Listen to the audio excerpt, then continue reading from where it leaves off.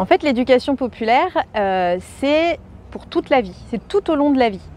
En général, on date le début de l'éducation populaire au moment de la Révolution avec Condorcet. Et Condorcet, il disait, pour pouvoir accompagner les citoyens à exercer leur fonction de citoyen, ils ont besoin d'être formés toute la vie. Parce qu'en fait, si on ne comprend pas le monde qui nous entoure, on ne peut pas agir dessus et pouvoir être citoyen dans cette position active.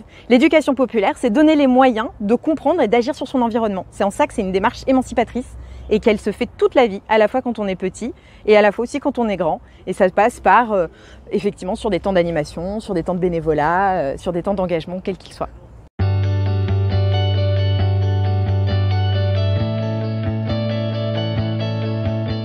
Les professionnels de l'éducation populaire, ce sont des animateurs, par exemple, qui vont travailler dans le privé, comme font partie les associations, mais ça peut être aussi dans le public.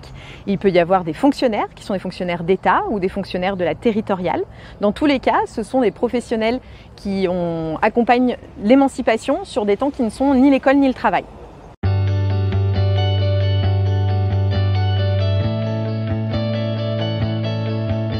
La principale préoccupation, ça va être d'être connu et reconnu.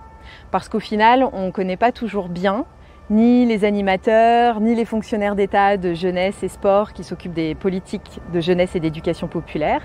Et d'être reconnu parce que, en termes de travail, notamment pour les animateurs, il y a beaucoup à faire. Par exemple, quand on parle d'une garderie, alors qu'en fait ça n'en est pas une, eh bien, par exemple sur un accueil périscolaire, il y a un projet éducatif, il y a des personnes qui sont qualifiées, il y a un taux d'encadrement, il y a une réglementation à respecter et il y a un professionnalisme auprès des enfants qui est attendu et qui est tout à fait différent de ce qu'est la garderie. Mais si on ne le sait pas, on ne les connaît pas.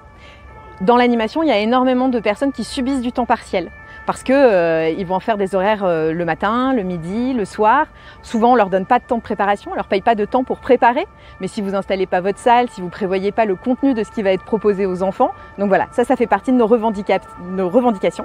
C'est d'accompagner à développer les diplômes pour que les diplômes soient meilleurs, les conditions de travail et de reconnaissance des animateurs et des professionnels de l'éducation populaire en général.